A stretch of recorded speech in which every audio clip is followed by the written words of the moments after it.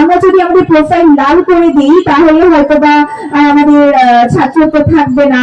আন্দোলনটা যদি আমি শুরু থেকে একটু কল্পনা করি, দেখা যায় যে যেদিন হচ্ছে সাধারণ দিল, মানে আমাদেরকে হল থেকে জোরপূর্বক বের করে দেওয়া হয়, তো স্বাভাবিকভাবে আমাদের হল ছাড়তে বাধ্য করা হয় এবং আমরা বাসায় অবস্থান নেই। এরপর আমাদের মানে আমার কথা, আমি সবসময় রাজপথে সরাসরি উপস্থিত থাকতে পারিনি, কিন্তু নিজের সাধ্য মতো চেষ্টা করেছি বাসায় থেকে যতটুকু করা যায়। আমি ইডেন মহিলা কলেজ রিডিং ক্লাবের সাধারণ সম্পাদক।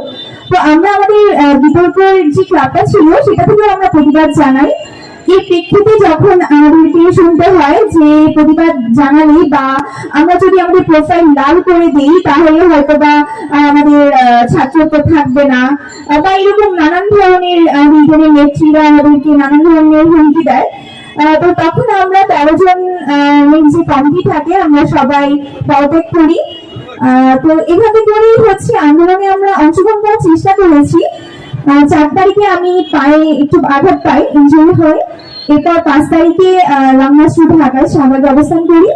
তো সব মিলিয়ে দলমত নির্বিশেষে আমরা একটা স্বাধীন রাষ্ট্র চেয়েছিলাম, সেটা পেয়েছি। আমাদের এই স্বাধীনতাটা যেন অক্ষুণ্ণ থাকে, এটাই সবার কাছে চাওয়া। আমরা সবাই, আমাদের ছাত্র সমাজ সবাই মিলে আমরা আমাদের নতুন বাংলাদেশকে গড়ে তুলবো, আমাদের নতুন সময়ের বাংলাকে আমরা গড়ে তুলবো। ধন্যবাদ সবাইকে।